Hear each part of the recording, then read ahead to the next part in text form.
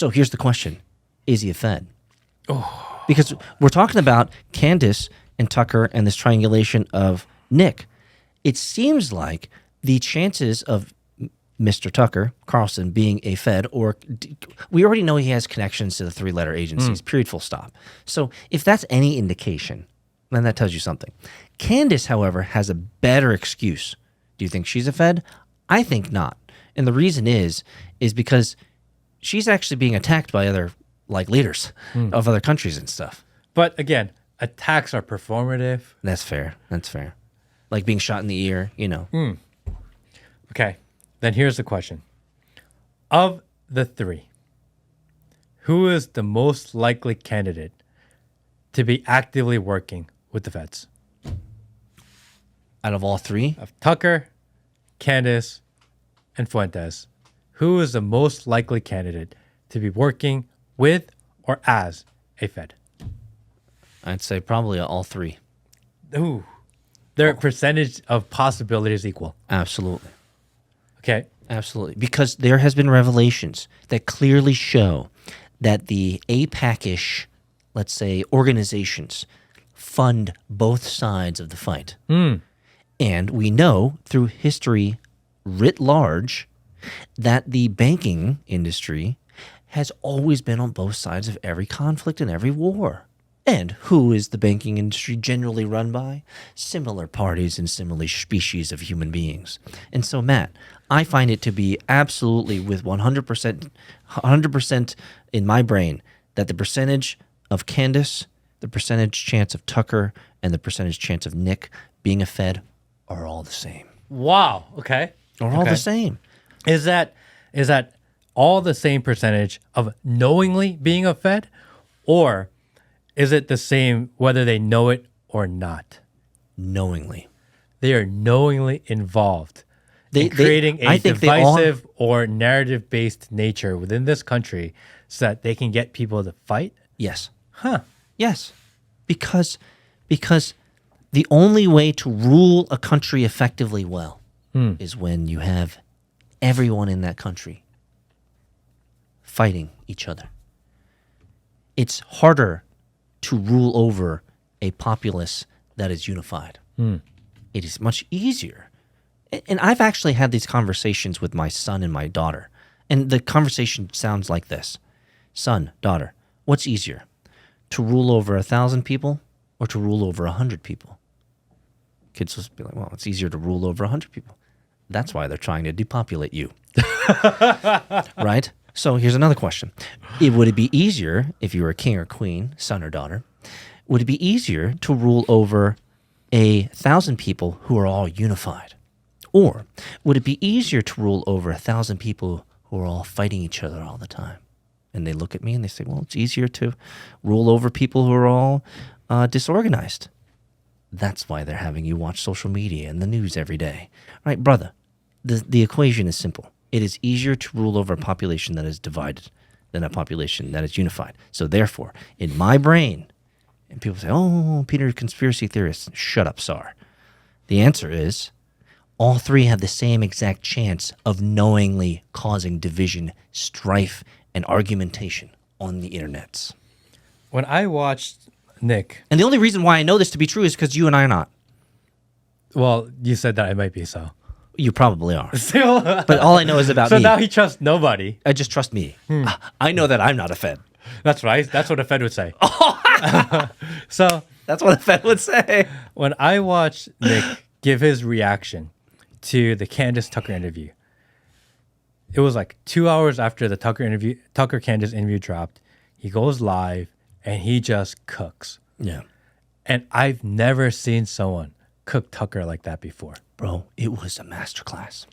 He was like, his veil slipped for just 2 seconds. He exposed himself as pretending to care about you and that person, but really he's Justin Lee.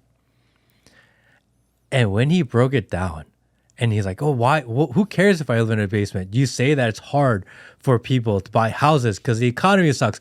I am that guy. Why are you for the guy that's trying to buy a house? Or are you for which side are you on? He's like, I am the disaffected, disenfranchised white guy. And I was like, fuck. He's owning the reality of his message. He was like, I am the kid in the basement. So what? What's wrong with that? And I was like, that was like the exact thing to say. He crushed it. He crushed it. And I'm like, oh my gosh, this kid's gonna like grow huge. This is gonna be a moment. A highly sophisticated Banana Republic politician is groomed exactly like Nick. Yeah. Smooth talking, knows exactly. Is he Obama-y? He's more like Viveki. But With not Sarian. he's more like Viveki, right? But he's a mix between Vivek and JD Vance. Because both Vivek and JD can kind of snap back at you with these quips that are kind of like, ooh, like not bad. Yeah. But they don't cook like Nick. Cook like Nick though. So if you added like a Vivek smooth talker who knows what's going on, and a JD Vance who knows what's going on, Nick who knows he's got his finger on the pulse of America, right? Zeitgeist right now. I think in 10 years he'd be a better JD Vance, better Vivek. He'd be a better Elon. He could be the Austrian painter that America always needed. Of the three, okay, you've already acknowledged that the possibility or probability of all three of them being a Fed is equal. Yeah, what's yours? I think you think it's Tucker. No, I like Tucker. I know. Well, you've broken bread with him. You've hung out with him. Okay. Then you can't how get about rid of this? that bias. Of those three, would it be okay if you found out for sure that one of them was a Fed? Would it be okay? Yeah. Would it? Well, I guess it would be okay. Like of the three, I would say that you watch Nick the most. Oh, is that fair? Oh, for sure. For sure, right? Yeah, I've been watching him longer than Candace, and well, that's not fair. I've been watching Candace on and off. I'd say I've watched Candace the longest, but I think consumption, in terms of total consumption, I've consumed more Nick than both of the other two for sure. So you're clearly more of a Nick Fuentes fan than you are a Candace fan or a Tucker fan. I believe in his message of America first. Yeah. Like 100%. You've heard me say it on podcasts many times. Yeah. What if you found out that he's a Fed? Would that be okay? Because he's still propagating the message that you agree with.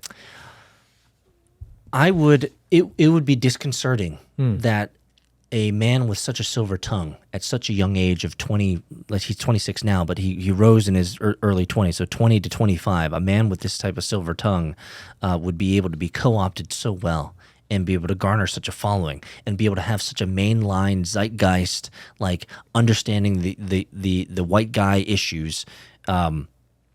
It would be disconcerting, but I would still say keep going, even if you're a Fed.